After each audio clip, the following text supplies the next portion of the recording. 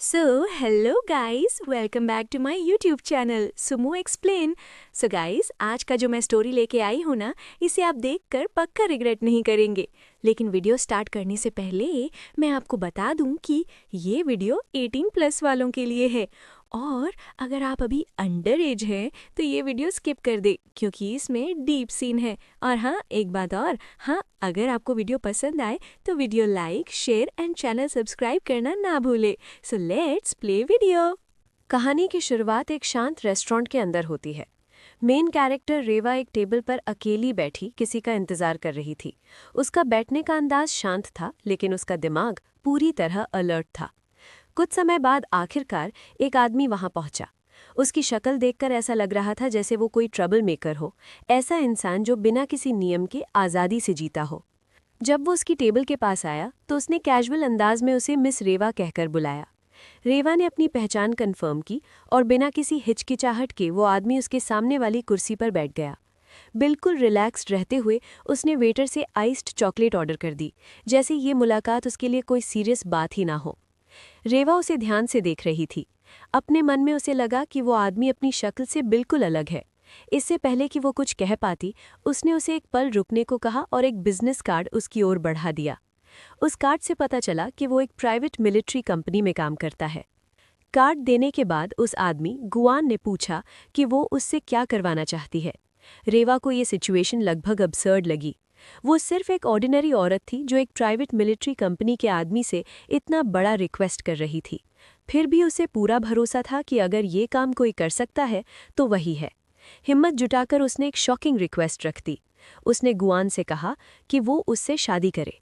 ये सुनकर वो पूरी तरह चौंक गया। वो जोर जोर से हंसने लगा, मुस्कुराते हुए, जैसे उसे यकीन ही ना हो कि उसने अभी क्या सुना है।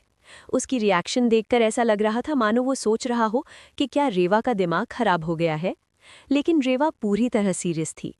उसका मानना था कि ऐसा काम सिर्फ उसी जैसे पागल इंसान से ही कराया जा सकता है।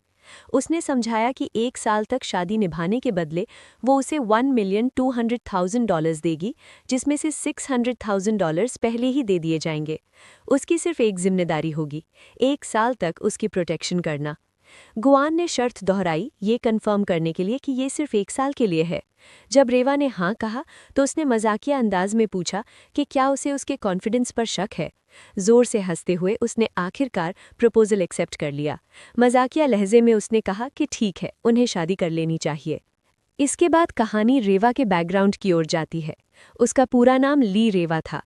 वो देसान कंस्ट्रक्शन की इकलौती बेटी थी। लोग अक्सर उसे रियू की बेटी कहकर बुलाते थे। रियो अपनी खूबसूरती और आर्टिस्टिक टैलेंट के लिए जानी जाती थी।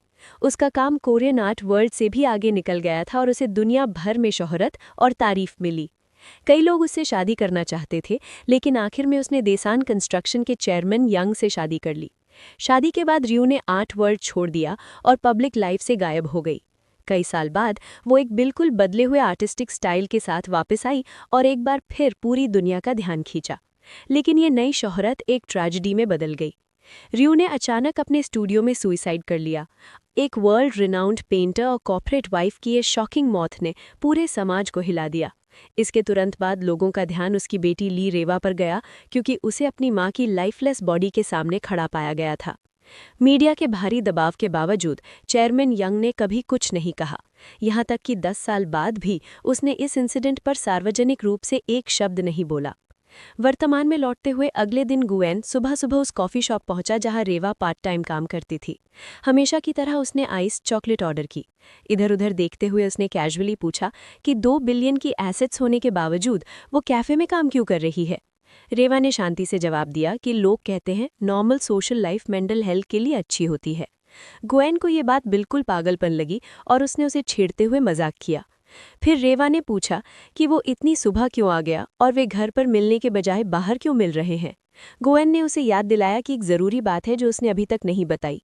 उसने पूछा कि क्या उसे शादी के लिए अपने पिता की परमिशन मिली। रेवा ने माना कि उसे परमिशन नहीं मिली। उसने बताया कि उसके पिता इस शादी के सख्त खिलाफ है। उसी पल गुएन ने उसका हाथ पकड़ लिया और बताया कि सिचुएशन कितनी सीरियस है। उसने कहा कि अब उसे समझ आ रहा है कि ये मामला इतना बड़ा इशू क्यों है। रेवा ने मजबूती से जवाब दिया कि वो उससे ये उम्मीद नहीं कर सकता कि उसे 2 बिलियन यूं ही मिल जाए। उसने जोर देकर कहा कि उसे इस शादी से जुड़े रिस्क्स को समझना होगा। कॉफ़ी शॉप के अंदर लोग उन्हें घूरने लगे। चिढ़कर रेवा ने पूछा कि वो उससे इनफॉर्मल तरीके से बात क्यों कर रहा है जबकि वो उससे 1 साल बड़ी है। गुएन ने उसे ओल्ड लेडी कहकर चढ़ाया और कहा कि इनफॉर्मल बोलने से वो ज़्यादा करीब लगते हैं। उसने मजाक में उसे डार्लिंग, हनी या नूना कहने का सुझाव दिया। रेवा ने सख्ती से कहा कि वो सिर्फ उसका नाम लेकर बुलाए। जब उसने ऐसा किया तो रेवा पीछे मुड़ी। तभी गुएन ने अपने फ़ोन पर उसे एक फ़ोटो दिखाई।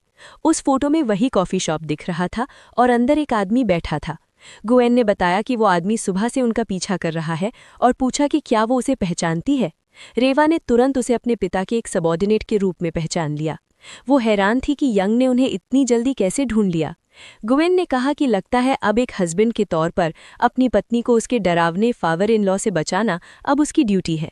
रेवा ने सहमति में सिर हिलाया और कहा कि वो एक ऐसा काम करना चाहती है जिसे चेयरमैन बिल्कुल पसंद नहीं करेगा। उसने फिर से याद दिलाया कि उसे 1 साल तक उसकी प्रोटेक्शन करनी है। इसके बाद गुएन उठकर उस आदमी के पास गया जो उनका पीछा कर रहा था। उसने सीधे उसके मुंह पर कह दिया कि उसकी एक्टिंग बहुत बुरी है। उस आदमी ने सब कुछ नकार दिया और धमकी दी कि अगर गुएन ने आरोप लगाए तो वो उसे पुलिस में रिपोर्ट कर देगा। गुएन ने शांति से जवाब दिया कि आम तौर पर लोग उसके कन्फ्रंट करने पर डर जाते हैं। उसने कहा कि जो लोग नहीं डरते वो आम तौर पर ट्रेंड होते हैं। कॉफ़ी शॉप में तनाव धीरे धीरे बढ़ने लगा और सच्चाई साफ होने लगी। अचानक गुएन ने उस आदमी पर हमला कर दिया। उसने बिना हिचकिचाहे उसके चेहरे पर बार बार घूंसे मारे। ये लड़ाई बिल्कुल भी बराबरी की नहीं थी। एक एक करके बाकी कस्टमर्स डर के मारे कैफे से बाहर भागने लगे। रेवा जमी की जमी रह गई। उसने पहले भी सड़कों पर लड़ाइयाँ देखी थीं, लेकिन ये बिल्कुल अलग था। ये कोई नॉर्मल स्ट्रीट फाइट नहीं थी, ये पूरी तरह वन साइडेड वायलेंस था। गुएन की आंखों में एक्साइटमेंट थी और उसके होठों पर हल्की सी मुस्कान। फिर भी वो उसकी ओवरवेलमिंग स्किल को नकार नहीं पाई। दूसरे आदमी के पास कोई मौका नहीं था। हंगामे के बीच रेवा सोच रही थी कि बाद में वो कैफे ओनर को क्या जवाब देगी। उसी समय गुएन ने शांति से कहा कि कस्टमर जरूर बहुत डर गए होंगे। घायल आदमी ने गुस्से में उसे गालियां दी और अचानक एक गन निकाल ली उसे मारने के इरादे से। गुएन ने ऐसे रिएक्ट किया जैसे उसे इससे कुछ बेहतर उम्मीद थी।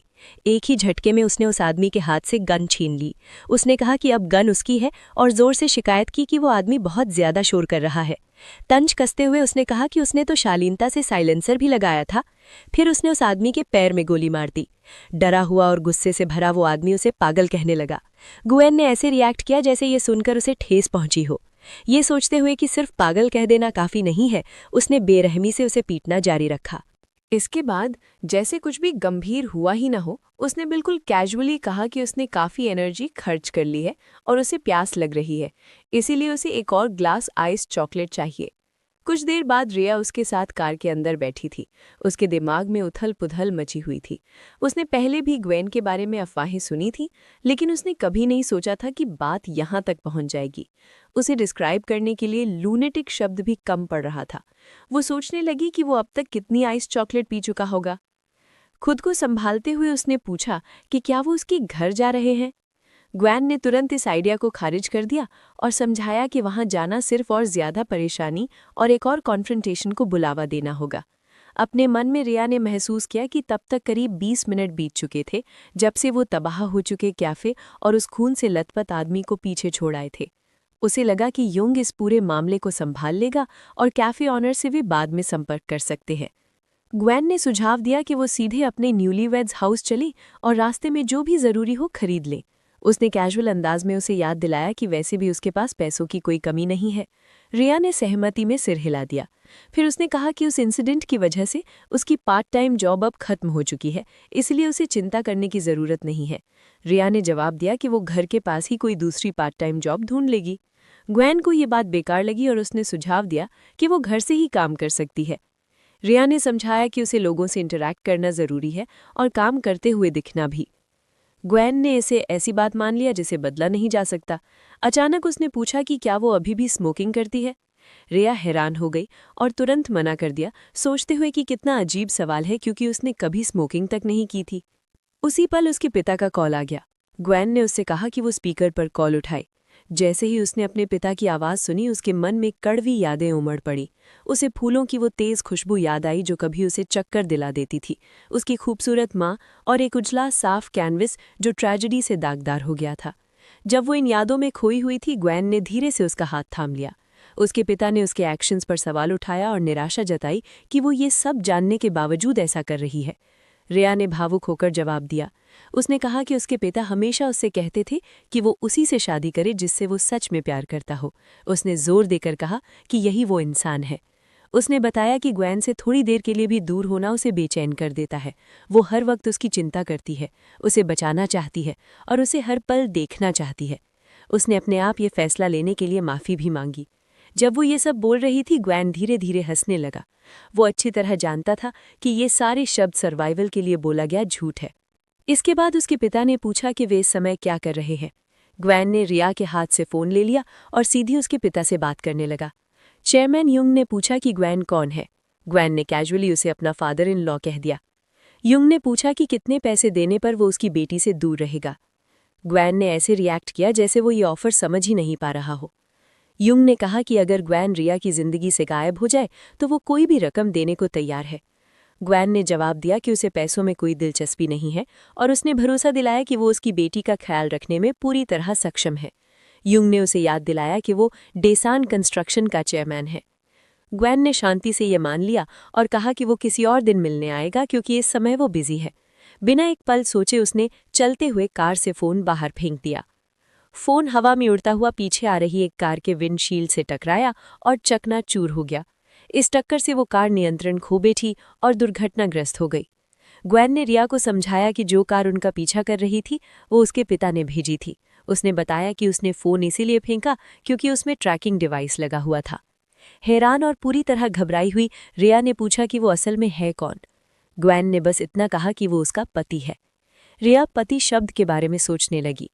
बाहर से देखने वालों को ये एक लव मैरिज ही लगेगी, फिर भी उसे लगा कि उसका फैसला गलत नहीं था।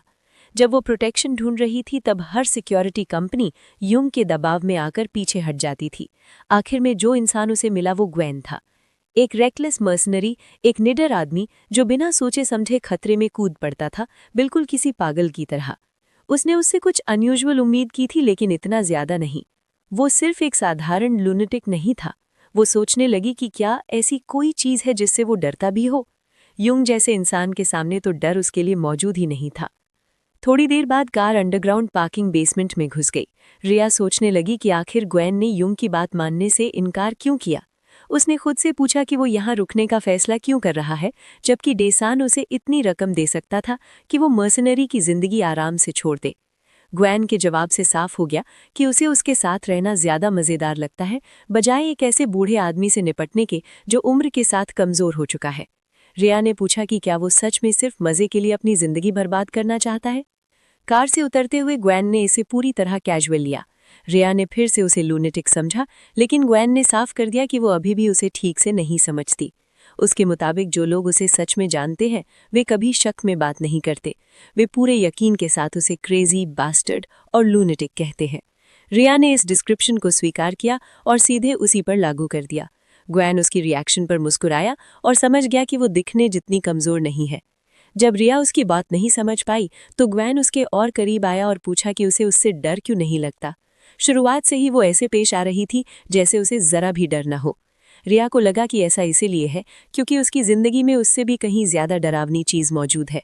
जब ग्वेन ने पूछा कि वो इतनी खुलकर बगावत क्यों कर रही है तो उसका जवाब उसे हैरान कर गया। उसने कहा कि वो सिर्फ पेंटिंग करना चाहती है।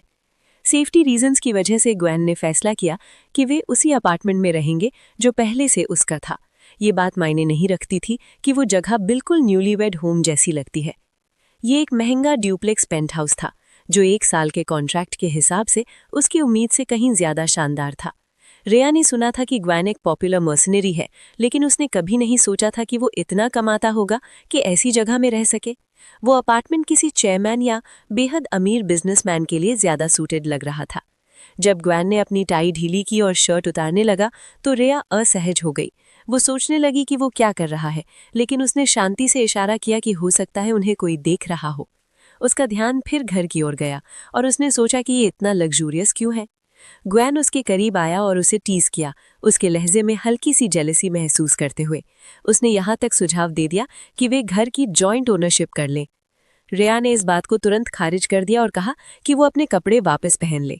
उसने साफ किया कि ये जेलसी नहीं बल्कि सस्पिशन है जो उसे परेशान कर रही है। ऐसी जगह पर रहना बहुत से सवाल खड़े करता है। ग्वेन ने समझाया कि किसी कपल के लिए ट्रस्ट सबसे ज़रूरी है। उसने उसे घर का लेआउट संक्षेप में बताया। लिविंग रूम और एंट्रेंस में कैमरे लगे हुए हैं, इसलिए उसे सावधान रहना होगा। सेकंड फ्लोर उसकी पर्सनल स्पेस है और खतरनाक भी, इसलिए ज़रूरत ना हो तो वहाँ नहीं जाना चाहिए। पहली मंजिल के सारे कमरे खाली थे, सिर्फ एक बेडरूम को छोड़कर। बाकी कमरे राया जैसे चाहे वैसे इस्तेमाल कर सकती थी, यहाँ तक कि किसी एक को एटलियर में बदल सकती थी। उसने उससे कहा कि वो हाथ मुंह धोकर वापस आएगा और तब तक वो घर को आज़ादी से देख सकती है। राया ने हामी भर दी। कुछ देर बाद राया ने कपड़े बदले और बाहर आई। उसने देखा कि वहाँ सिर्फ एक ही बिस्तर है। जैसे ही वो बालकनी की तरफ बढ़ी, उसकी नज़र एक एस्ट्रे पर पड़ी। उसे हैरानी हुई कि क्या ग्वेन स्मोकिंग करता है, लेकिन अजीब बात ये थी कि कहीं भी धुएं की कोई गंध नहीं थी। बालकनी में खड़ी होकर वो आसमान की तरफ देखने लगी। उसके ख्याल अपने पिता की ओर चले गए। उसके हिसाब से पिता हमेशा एक ही बात कहते हैं कि वे जो कुछ भी करते हैं बच्चों के प्यार में और उन्हीं के भले के लिए करते हैं। उसे यकीन था कि उसका पिता उससे बहुत प्यार करता है, खासकर तब जब वो उसकी बात मानती थी। उसने वही बनने की कोशिश की थी जो उसकी फैमिली चाहती थी। उसने उस भूमिका में खुद को ढालने की कोशिश की थी जो उसके लिए पहले से तय कर दी गई थी। लेकिन जिस दिन उसके पिता उसके एटलियर में आए, उस दिन उसे एक कड़वी सच्चाई समझ में आ गई। शुरू से लेकर आखिर तक यंग ने सच में सिर्फ एक ही इंसान से प्यार किया था, रियो से। उसी पल रायवा ने एक फैसला किया। अब से वो खुद को रियो की बेटी और डीसान कंस्ट्रक्शन की इकलौती हेयर की पहचान से अलग कर लेगी। वो अब उस नाम के साथ नहीं जिएगी। इस पल से आगे वो ग्वेन की स्पाउस के रूप में जिएगी। वही नाम वो अपनाएगी। उस रात ग्वेन अकेले बालकनी में बैठा था, सिगरेट पीते हुए और अपने फ़ोन को घूरते हुए। शहर की रोशनियां हल्की सी उसकी आंखों में झलक रही थी। जैसे ही उसने धुआं छोड़ा, अचानक उसका फ़ोन बज उठा। फ़ोन उठाते ही दूसरी तरफ चॉय की आवाज़ आई, जो गुस्से में था और उससे पूछ रहा था कि वो आखिर कर क्या रहा है। ग्वेन ने लापरवाही से जवाब दिया कि वो बस काम कर रहा है। चॉय ने बताया कि श्मिट आपा खो चुका है और उसे तुरंत वापस आने का आदेश दे रहा है। ग्वेन ने पूछा कि बॉस इतना नाराज क्यों है। चॉय ने समझाया कि ग्वेन के अचानक गायब हो जाने से श्मिट घबरा गया है। उसने पूछा कि क्या वो सच में कोरिया चला गया है और क्या उसने रियो की बेटी की रिक्वेस्ट स्वीकार कर ली है। ग्वेन ने शांति से सुधारा। उसने कहा कि वो रियो की बेटी नहीं बल्कि रायवा है। उसने ये भी माना कि उसने $1.2 मिलियन का कॉन्ट्रैक्ट स्वीकार किया है। ये सुनकर ही चॉय को यकीन नहीं हुआ और उसने उसे पागल कह दिया। ग्वेन ने इसे स्वीकार किया और बताया कि यही वजह है कि उसने शादी कर ली। चॉय को जैसे कोई बेतुकी बात सुनने को मिल रही थी। उसने दोहराया कि तुमने शादी कर ली। उसे यकीन ही नहीं हो रहा था। ग्वेन ने फिर से कहा कि ये सच है। चॉय झल्ला उठा और उसे पागल आदमी कहकर चिल्लाया। ग्वेन ने कहा कि चिल्लाने के बजाय उसकी मदद करे और माना कि हालात उसकी उम्मीद से कहीं ज़्यादा कॉम्प्लिकेटेड हो गए हैं। ग्वेन ने बताया कि शुरुआत में उसे लगा था कि रायवा बस अपने सौतेले पिता के खिलाफ बगावत कर रही एक बेटी है, लेकिन जैसे जैसे उसने चीज़ों को देखा सब कुछ और भी अजीब लगने लगा। यंग रायवा को एक अजीब और अस्वाभाविक हद तक कंट्रोल कर रहा था। ग्वेन को महसूस हुआ कि सतह के नीचे कुछ और गहरा छुपा हुआ है। उसने ये भी बताया कि रायवा ने कहा था कि उसने कभी स्मोकिंग नहीं की, जो उसे अजीब लगा। चॉय ने पूछा कि इस बात से क्या फ़र्क पड़ता है। ग्वेन ने कहा कि फ़र्क इसलिए पड़ता है क्योंकि उसने खुद रायवा को स्मोकिंग करना सिखाया था। ये सुनकर चॉय चौंक गया और उसने पूछा कि क्या ग्वेन रायवा को पहले से जानता था। ग्वेन ने किसी भी पुराने रिश्ते से इनकार कर दिया। चॉय ने उस पर बकवास करने का आरोप लगाया। इसके बाद ग्वेन ने चॉय को कोरिया आने और इस मामले में मदद करने को कहा। लालच के तौर पर उसने उसे पटबार्स का सफ़ायर देने का वादा किया, एक बेहद रेयर और महंगा फूल जिसे चॉय लंबे समय से चाहता था। उसने साफ किया कि पेमेंट अलग से होगी। चॉय ने तुरंत हामी भर दी और कहा कि वो तुरंत एक टीम तैयार करेगा। ग्वेन ने उसे जल्द से जल्द करने को कहा। कॉल खत्म करने से पहले चॉय ने आखिरी सवाल पूछा। वो जानना चाहता था कि ग्वेन इतना सिंपल सिक्योरिटी वर्क क्यों कर रहा है और यहाँ तक कि शादी भी कर रहा है, जबकि ग्वेन तो कभी पैसे के लिए काम करने वाला इंसान नहीं था। वो तो आमतौर पर सबसे खतरनाक रेड जोन मिशंस चुनता था। ग्वेन ने जवाब दिया कि ये सिचुएशन उसे इंटरेस्टिंग लग रही है। चॉय ने उसे चेतावनी दी कि वो रायवा के साथ ज़्यादा इमोशनली इन्वॉल्व न हो जाए। उसने कहा कि वो साफ तौर पर एक अच्छी परवरिश में पली अमीर महिला है और पूछा कि उसके जैसी किसी के लिए ग्वेन जैसे ल्यूनेटिक के साथ रहना कितना मुश्किल होगा। ग्वेन ने इस चिंता को टाल दिया और कहा कि रायवा भी उतनी ही पागल है जितना वो खुद है। अगली सुबह रायवा खुद को ग्वेन के बारे में सोचते हुए पाई। उसने मन ही मन माना कि वो वाकई अलग है। उसे हैरानी हुई कि सिगरेट्स फ्रीजर में क्यों रखी थी और फ्रिज में चॉकलेट मिल्क की कतारें भरी हुई थीं। उसकी पागलपन भरी आदतें अजीब तरीकों से सामने आती थीं। उसने ये भी देखा कि पूरे घर में कहीं भी सीरियल नहीं था। वो इन्हीं ख्यालों में खोई हुई थी कि तभी ग्वेन आ गया। वो जम्हाई लेते हुए कैजुअली उसे ग्रीट करने लगा। रायवा जैसे ही ये देख पाई कि उसने सिर्फ अंडरवेयर पहन रखी है, वो सन रह गई। गुस्से में उसने उसे बेहया कहा और तुरंत ढंग के कपड़े पहनने को कहा। ग्वेन ने तर्क दिया कि उसने तो कपड़े पहन रखे हैं। राया ने जोर दिया कि वो खुद को ठीक से ढके। ग्वेन ने पूछा कि उसे इतनी परेशानी क्यों हो रही है, खासकर तब जब टेक्निकली वो उसे पैसे दे रही है। राया ने जवाब दिया कि अगर जरूरत पड़ी तो वो और पैसे दे देगी, बस उसे ये सब न देखना पड़े। ग्वेन ने माफी मांगी और बताया कि उसे घर में ऐसे ही घूमने की आदत है।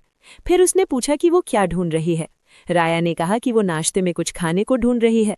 उसने शिकायत की कि फ्रिज और फ्रीजर में सिर्फ चॉकलेट मिल्क और आइसक्रीम है।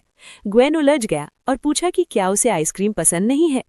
रायवा को एहसास हुआ कि वो सच में नाश्ते में आइसक्रीम सजेस्ट कर रहा है। उसने कहा कि वहां रखी कोई भी आइसक्रीम उसके टेस्ट की नहीं है, इसलिए उसे बाहर से खाना खरीदना पड़ेगा। ग्वेन ने पूछा कि उसे क्या पसंद है। रायवा ने बताया कि उसे सबसे ज्यादा कैंटो पसंद है। उसे रेड बीन से बनी चीजें और कुछ तरह की चॉकलेट भी अच्छी लगती है। ग्वेन ने कहा कि उसका टेस्ट ओल्ड फैशन्ड है। फिर उसने पूछा कि उसे क्या पसंद नहीं है। रायवा ने जवाब दिया कि उसे फूल पसंद नहीं है। उसने बताया कि उसका नाम राया, जिसका मतलब है फूल आ रहे हैं, उसे उसकी माँ ने दिया था। उनका होम टाउन साल भर फूलों से भरा रहता था, खासकर उसकी माँ की कार्यस्थली। उस जगह के अंदर और बाहर हर ओर इतने ज्यादा फूल होते थे कि उनकी खुशबू तक घुटन सी पैदा कर देती थी। वो जगह कभी एक खूबसूरत बगीचे जैसी लगती थी, लेकिन वहीं रायवा ने अपनी माँ की आत्महत्या होते हुए देखा था। वो याद अब धुंधली हो चुकी थी, लेकिन एक चीज बेहद साफ थी, उसकी माँ के आखिरी भाव, उसकी माँ के अंतिम शब्द आज भी उसके कानों में गूंजते थे। उसने रायवा को चेतावनी भी थी कि उसका अंजाम भी वैसा ही होगा। उसने उसे मेरी छोटी फूल कहा था और कहा था कि रायवा भी बिल्कुल उसी जैसी बन जाएगी। वो याद अब भी उतनी ही साफ थी। रायवा अपने अतीत के बारे में सोचती रही। उसने बताया कि उस घटना के बाद जब जब वो फूल देखती थी, वो याद वापस आ जाती थी। इसी वजह से वो अब फूलों को पसंद नहीं कर पाती थी। धीरे धीरे उसे फूलों से पूरी तरह नफरत हो गई थी। फिर उसने ग्वान से कहा कि तैयार हो जाए, क्योंकि वे बाहर जा रहे हैं। उन्होंने तय किया कि नाश्ता बाहर करेंगे और फिर शॉपिंग पर जाएंगे। अचानक शिफ्ट होने की वजह से उसे बहुत सी चीजें खरीदनी थी। उसने उसे कपड़े उधार देने को भी कहा, कम से कम एक टॉप ही सही। ग्वान ने पहले मना कर दिया और चिढ़ाते हुए कहा कि वो तभी कपड़े देगा जब वो उसे हनी कहेगी। रायवा कुछ पल चुप रही और ठंडी नजर से उसे देखने लगी। ग्वान ने चेतावनी दी कि वो उसे अपनी नज़रों से बद्दुआ न दे और याद दिलाया कि वो चाहती थी कि उनका रिश्ता एक प्यार भरी शादी जैसा दिखे। उसने सुझाव दिया कि उन्हें पहले से ही एक असली कपल की तरह एक्टिंग की प्रैक्टिस करनी चाहिए। उधर चेयरमैन युंग अपने ऑफिस में गहरे सोच में डूबा बैठा था। उसे लगा था कि वो इस हालात को पहले की तरह आसानी से संभाल लेगा, लेकिन उसने कभी नहीं सोचा था कि बात शादी के रजिस्ट्रेशन और कानूनी दस्तावेजों तक पहुंच जाएगी। उसे ये भी अंदाजा नहीं था कि उसका सामना ग्वान जैसे इंसान से होगा। जब उसने ग्वान की पृष्ठभूमि देखी तो उसे पता चला कि वो एक भाड़े का सिपाही है और प्राइवेट मिलिट्री दुनिया में एक जाना पहचाना नाम है। उसकी सेक्रेटरी ने बताया कि ग्वान ने ऐसे मिशन पूरे किए थे जिन्हें नामुमकिन माना जाता था। उसके साथ काम कर चुके लोगों के मुताबिक ग्वान मानसिक रूप से सामान्य नहीं था। इसी वजह से सरकारी एजेंसियों और दूसरी कंपनियों ने जो उसे भर्ती करना चाहती थीं, उसे ठुकरा दिया था। साफ था कि पैसा उसे जरा भी आकर्षित नहीं करता था। सेक्रेटरी ने यह भी जोड़ा कि जिस कंपनी से ग्वान जुड़ा है उसे आर्थिक दबाव से हिलाया नहीं जा सकता। ये सुनते ही युंग गुस्से से भर गया और उसने फाइलें सेक्रेटरी पर फेंक दी, ये कहते हुए कि ग्वान की पहचान की और गहराई से जांच की जाए। उसे बताया गया कि ग्वान की पहचान नकली है और उसकी संबद्ध कंपनी के अलावा कुछ भी पुख्ता तौर पर साबित नहीं किया जा सकता। सेक्रेटरी ने सुझाव दिया कि जो आदमी इतनी गहराई से छुपा हुआ है उसके पास जरूर और भी राज होंगे, इसीलिए सीधे टकराव के बजाय परोक्ष तरीका अपनाना बेहतर होगा। वो युंग के करीब झुका और धीरे से एक योजना फुसफुसाई, पहले उस लड़की को वापस लाने की और बाकी बात बाद में तय करने की। कुछ पल सोचने के बाद युंग ने हामी भर दी। दृश्य फिर उस रेस्टोरेंट में लौटता है जहां रायवा नाश्ते के लिए गई थी। खाना खत्म करके जब उन्होंने बिल चुकाया तो स्टाफ में से एक लड़की ग्वान की खूबसूरती देखकर शर्मा गई। रायवा ने ये देखा और मन ही मन सोचा कि इसमें हैरानी की कोई बात नहीं है। उसने ये भी नोटिस किया कि ग्वान के कपड़े उस पर कुछ ज्यादा ही बड़े लग रहे थे। बाहर निकलते ही रायवा ने कहा कि उन्हें कपड़े खरीदने चाहिए। ग्वान ने उसकी अचानक मिली लोकप्रियता पर टिप्पणी की, जिससे वो उलझन में पड़ गई। वो कुछ कह पाती उससे पहले ही कार के पास एक जवान लड़की अचानक उनके पास आ गई। ग्वान ने पूछा कि क्या वो उसकी दोस्त है। रायवा ने बताया कि वो दोस्त नहीं बल्कि उसकी कजिन है, जो बस नज़दीकी दिखावा करती है। उसने उसका परिचय सेन के रूप में कराया, चेयरमैन युंग के छोटे भाई हाको की बेटी। रायवा ने समझाया कि उसके पिता को डेसन कंस्ट्रक्शन मिली थी, जबकि उसके चाचा को सिर्फ एक होटल देकर किनारे कर दिया गया था। उसके चाचा चाहते थे कि रायवा को हटाकर डेसन कंस्ट्रक्शन अपने बच्चे को सौंप दे। यहाँ तक कि उनकी बेटी भी रायवा के करीब होने का नाटक करती थी ताकि उस पर नजर रखी जा सके। सेन जब भी कोई काम की बात पता करती थी, वो सीधे चेयरमैन को रिपोर्ट कर देती थी।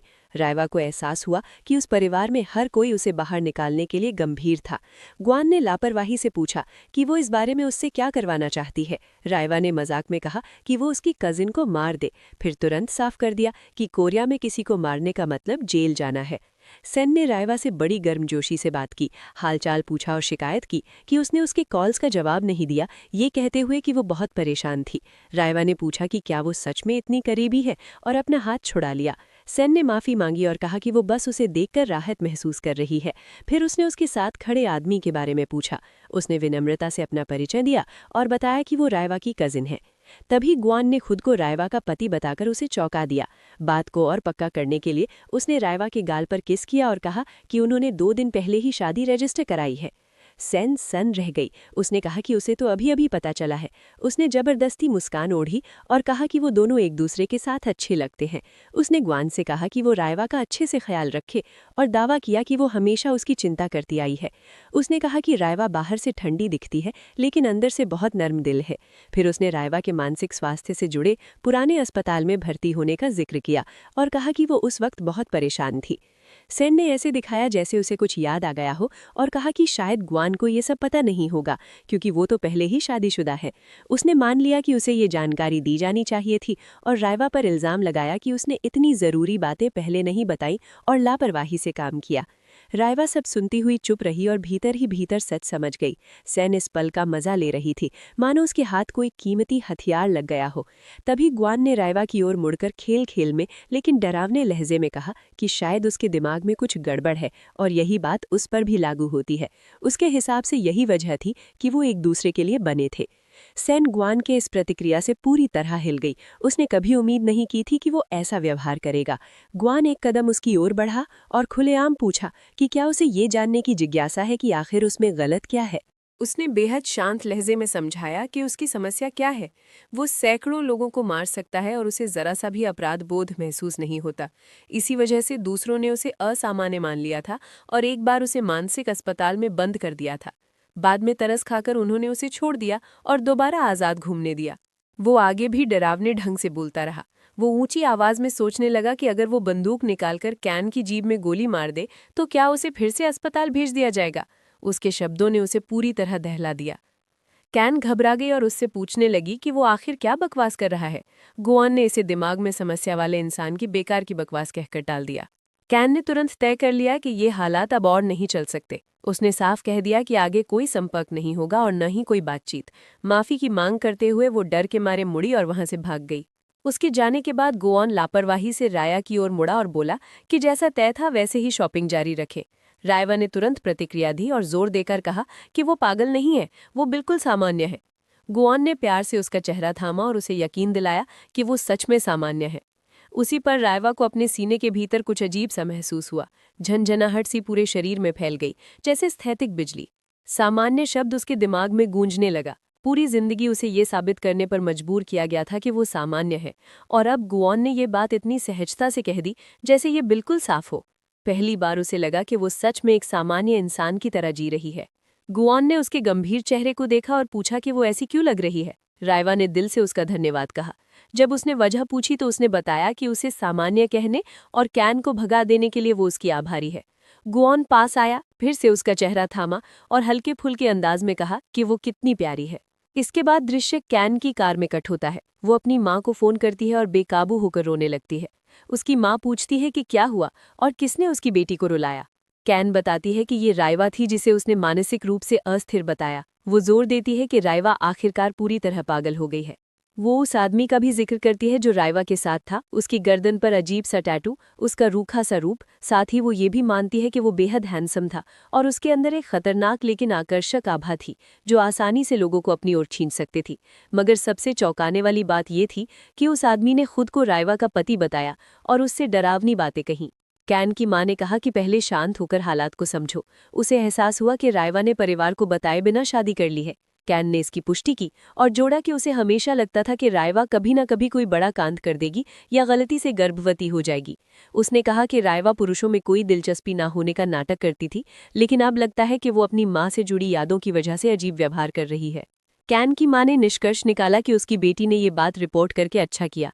उसने तय किया कि वो तुरंत चेयरमैन युंग से संपर्क करेंगी। फिर उसने सुझाव दिया कि वे काफी समय बाद कैन के चाचा के घर साथ चले। कैन ने अपनी मां को रोकने की कोशिश की और कहा कि जल्दी ना करें और अभी चेयरमैन से संपर्क ना करें। उसे लगा कि राइवा का पति अजीब सा जाना पहचाना लग रहा है, जैसे उसने उसे कहीं पहले देखा हो। उसने अपनी मां को फिर चेतावनी दी कि कोई कदम ना उठाए। कैन ने साफ कहा कि वो पहले से जानती है कि राइवा का पति कौन है। दृश्य फिर राइवा और गुआन के स्टोर पहुंचने पर आता है। राइवा कपड़े चुनने में व्यस्त थी। गुआन ने मजाक में कहा कि 12,20,000 देने के बाद भी वो इतनी खुलकर पैसे खर्च कर रही है, कहीं ससुर ने उसका कार्ड ब्लॉक तो नहीं कर दिया। राइवा ने बताया कि उसका कार्ड तो बहुत पहले ही ब्लॉक हो चुका है, लेकिन उसके पास बाहर काफी पैसा है। उसकी मां की विरासत और उसकी पेंटिंग से होने वाली कमाई पूरी तरह उसकी अपनी है। हालांकि कॉन्ट्रैक्ट खत्म होने के बाद वो विरासत के पैसे पर निर्भर रहना बंद कर देगी और पार्ट टाइम पेंटिंग करके एक सामान्य जिंदगी जीना चाहती है। गुआन ने उसके शब्द दोहराए और सामान्य जिंदगी के विचार पर ठहर गया। उसी समय राइवा ने देखा कि स्टोर का स्टाफ आपस में फुसफुसा रहा है और उनकी ओर देख रहा है। उसे समझ आ गया कि जब भी वो गुआन के साथ होती है, ध्यान अपने आप उसकी ओर खिंच जाता है।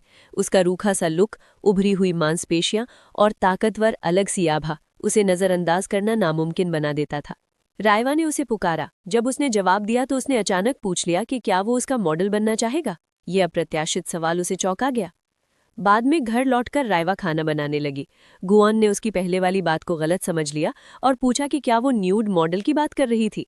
उसने सख्ती से उसे सुधारा और कहा कि नज़र प्रशिक्षित कलाकार की है। गुआन ने मजाक किया कि उसने जो नज़र उसे दी थी वही अब तक की सबसे बेहतरीन एक्सप्रेशन थी और वो मुस्कुरा दिया।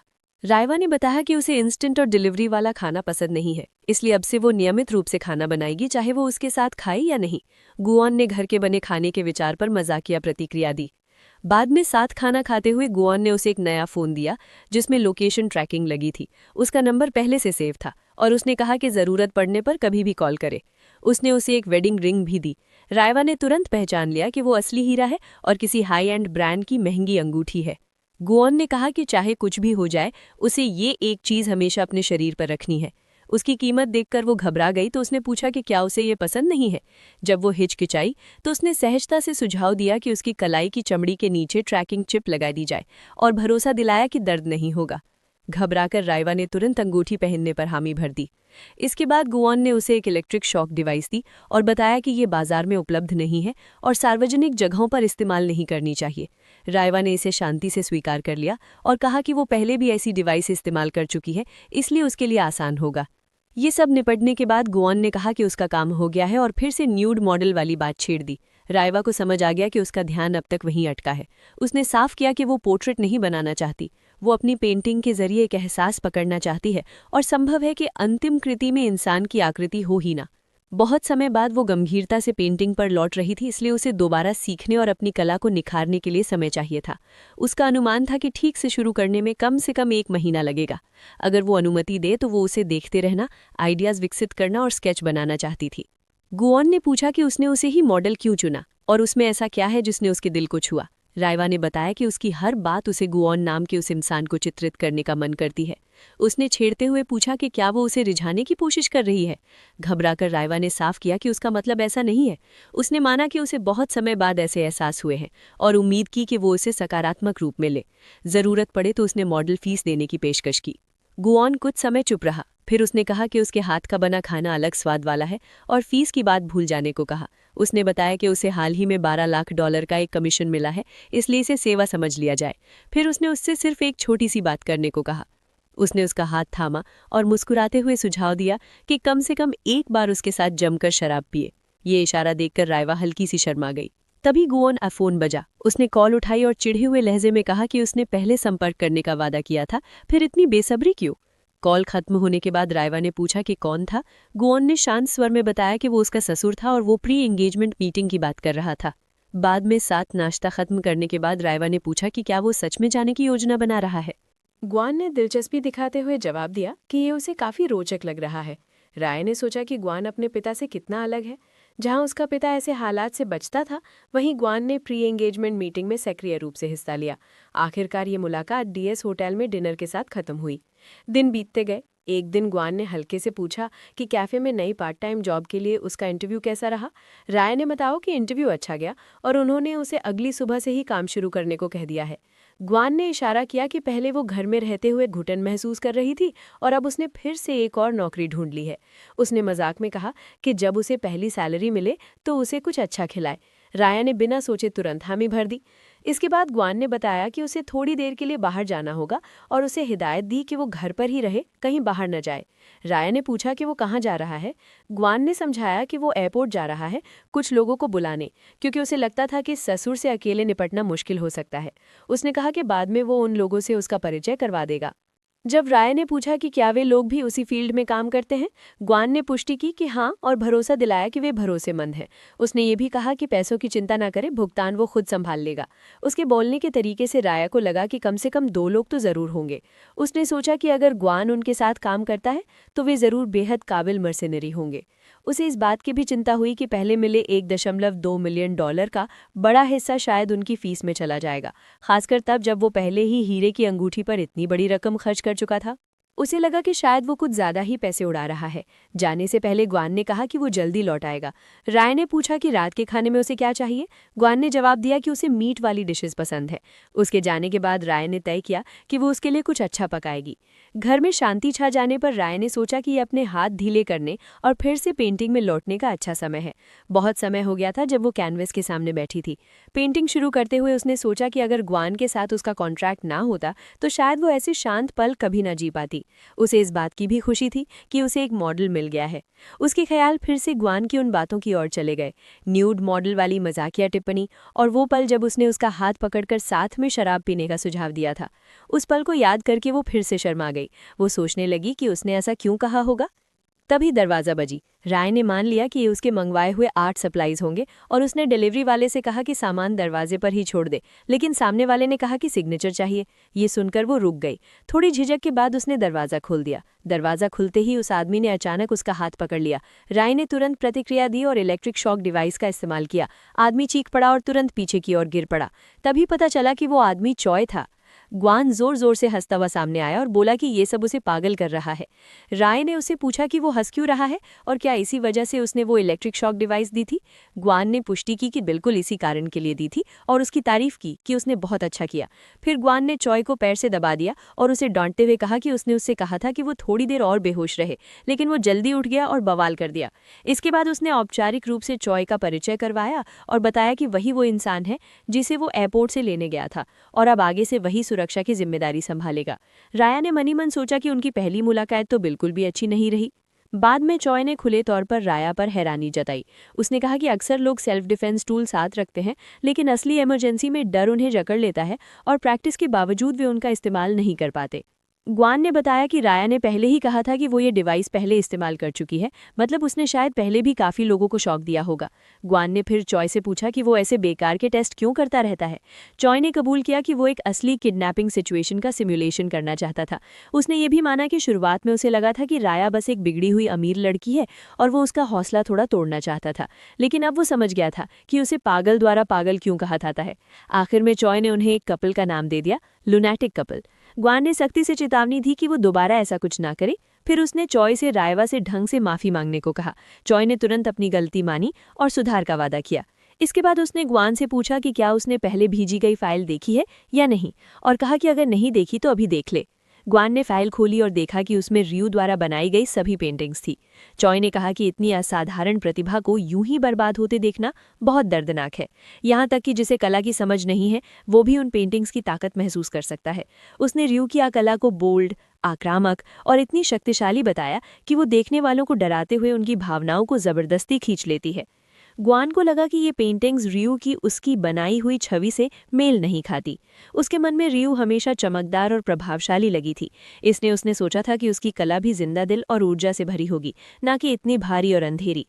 इसने पूछा कि रियू की मौत से ठीक पहले पूरी की गई पेंटिंग कौन सी थी। चॉय ने उसे पेज नंबर 43 पर ले गया। वो पेंटिंग थी रियू डी, जिसे रियू की आत्महत्या से कुछ समय पहले कड़ी आलोचना झेलनी पड़ी थी। उससे पहले तक उसकी हमेशा तारीफ होती रही थी। अचानक इतनी तीखी अस्वीकृति का सामना करना उसके लिए बेहद मुश्किल रहा होगा। कुछ लोगों का मानना था कि इसी आलोचना ने सीधे तौर पर उसकी मौत की राह बनाई थी। उस पेंटिंग में सफ़ेद और लाल फूल पारे जैसे रंग की पृष्ठभूमि पर बेतरतीब बिखरे हुए थे। उग्र ब्रश स्ट्रोक और बहता हुआ ऑयल पेंट एक तीव्र और हताश भावनात्मक अभिव्यक्ति रच रहे थे। ग्वान ने देखा कि ऊपर से देखने पर वो पेंटिंग रियू की पहले की कृतियों जैसी लगती थी, लेकिन भीतर से बिल्कुल अलग महसूस होती थी। उसकी पिछली कला की पहचान रही तीव्र आकर्षण और मजबूत व्यक्तिगत छाप इसमें गायब थी। विचार और भावनात्मक ताकत कमजोर लग रही थी, जैसे किसी ने रियू की शैली की नकल करने की कोशिश की हो, बिना उसे पूरी तरह समझे। चॉय ने बताया कि इन्हीं अंतरों की वजह से कुछ लोगों को लगता है कि रियू ने अपनी आखिरी पेंटिंग खुद नहीं बनाई थी। ग्वान एक भयानक निष्कर्ष पर पहुंचा। अगर ऐसा है तो वो पेंटर सिर्फ राया हो सकती है। चॉय ने पुष्टि की कि फिलहाल यही सबसे ज्यादा संभावित सच्चाई है। ग्वान ने शुरुआत से लेकर अब तक सब कुछ गहराई से सोचा। इस केस से जुड़े सारे अनुरोध उसे पहले से ही अजीब लग रहे थे। जितना ज्यादा वो डेसान कंस्ट्रक्शन, रियू और राया की जांच करता गया, उतना ही सब कुछ संदिग्ध लगता गया। राया ने अचानक $1.2 मिलियन चुकाए और अपने सौतेले पिता युंग से बचने के लिए शादी रजिस्टर कर ली थी। युंग ने उसे काबू में रखने के लिए हदें पार कर दी थी। रियू और राया एक रहस्यमय रिश्ते से जुड़े हुए थे और इन सब के केंद्र में थी पेंटिंग्स। अगर सच में रियू की आखिरी पेंटिंग राया ने बनाई थी तो पूरा मामला कहीं ज्यादा जटिल हो चुका था। ग्वान अभी तक पूरी तस्वीर साफ साफ नहीं देख पा रहा था, लेकिन ये मुमकिन था कि दीसान के चेयरमैन युंग अपने ही तरीके से रेवा को बचाने के लिए उसे छुपा रहा हो। इस उलझे हुए जाल में कोई न कोई साफ तौर पर झूठ बोल रहा था, मगर अभी ये पता नहीं था कि वो कौन है। चॉय ने ग्वान को चेतावनी दी कि वो हर बात पर तुरंत भरोसा ना करे। ये सच था कि रेवा को पहले मानसिक अस्पताल में भर्ती कराया जा चुका था। चॉय ने सुझाव दिया कि शायद रेवा ने ग्वान से शादी इसलिए की ताकि उसे जबरदस्ती दोबारा अस्पताल में भर्ती ना किया जा सके। अब जब ग्वान उसका पति बन चुका था तो युंग के लिए उसे फिर से अस्पताल भिजवाना आसान नहीं रहेगा।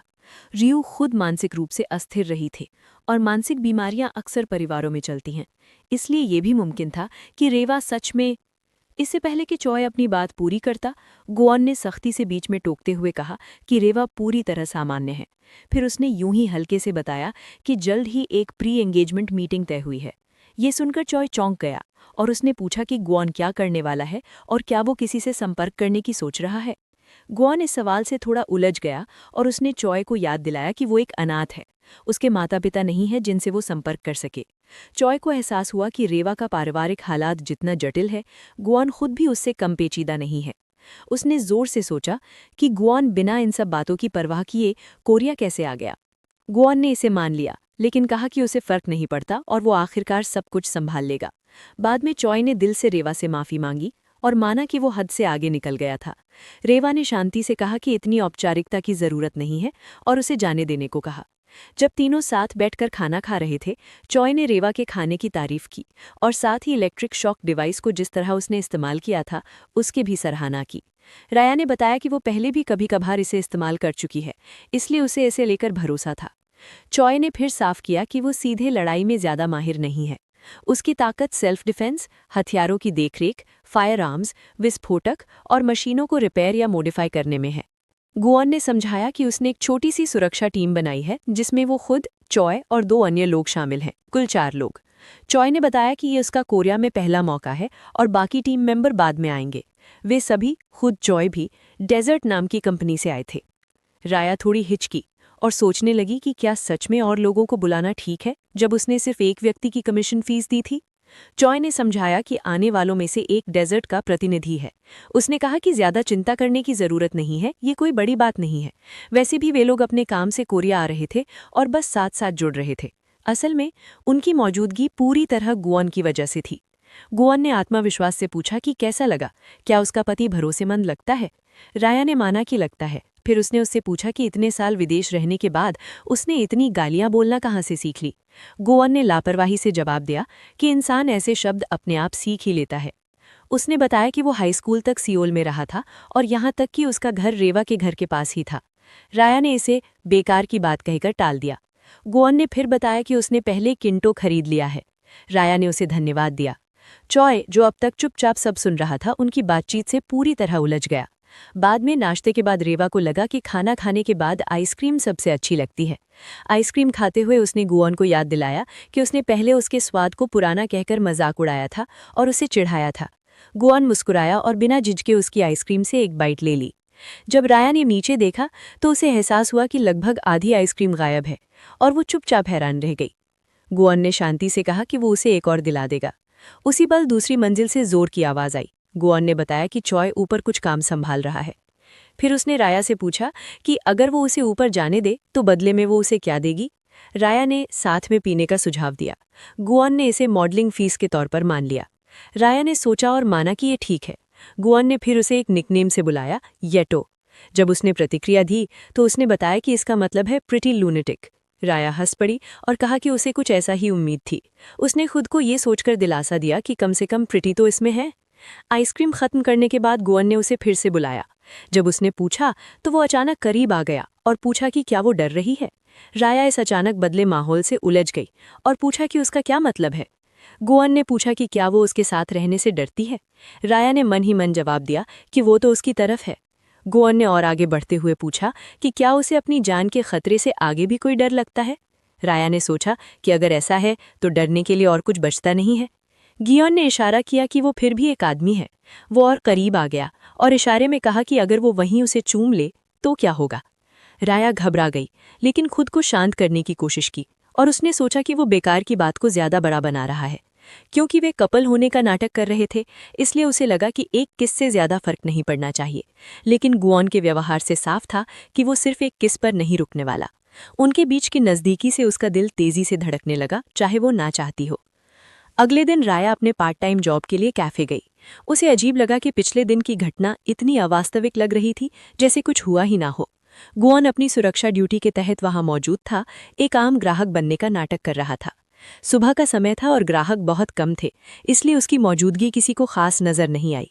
काम करते हुए राया को बार बार कल की यादें आ रही थीं और वो शर्मा रही थी। वो सोचने लगी कि क्या गुआन पर कोई असर नहीं पड़ा और सिर्फ वही बेचैन है। उसे साफ साफ याद था कि सिर्फ किस पर खत्म ना होने वाली उसकी बातों में कितना भावनात्मक वजन था।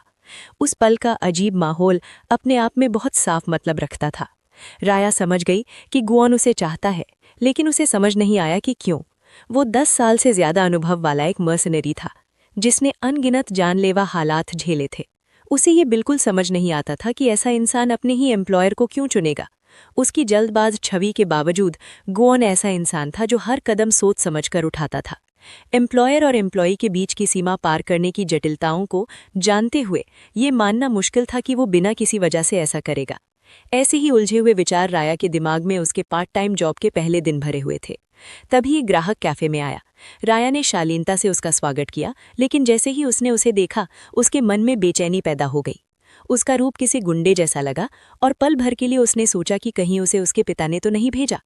जब वो उसके पास आया और हल्के फुल्के अंदाज में बोला कि वो नई पार्ट टाइमर है और अच्छी लगती है, तब उसे लगा कि शायद वो बस एक साधारण थोड़ा रफ लुक वाला ग्राहक है। फिर भी बेचैनी बनी रही। उसने आराम से राया से अपना फ़ोन नंबर मांगा और कहा कि जब उसे समय मिले तो ड्राइव पर चले। राया ने शांति से जवाब दिया कि वो शादीशुदा है। वो आदमी हैरान रह गया और समझ बैठा कि वो कोई कॉलेज स्टूडेंट है। जब राया ने इसका इनकार किया तो वो हंस पड़ा और बोला कि ये तो झूठ जैसा लग रहा है। फिर उसने सुझाव दिया कि कम से कम दोस्त तो बन ही सकते हैं। राया ने साफ मना कर दिया और चेतावनी दी कि अगर उसने ज्यादा जोर दिया तो उसका पति नाराज हो जाएगा। उसी पल गुआन उस आदमी के पीछे आकर खड़ा हो गया और उसके कंधे पर मजबूती से हाथ रख दिया।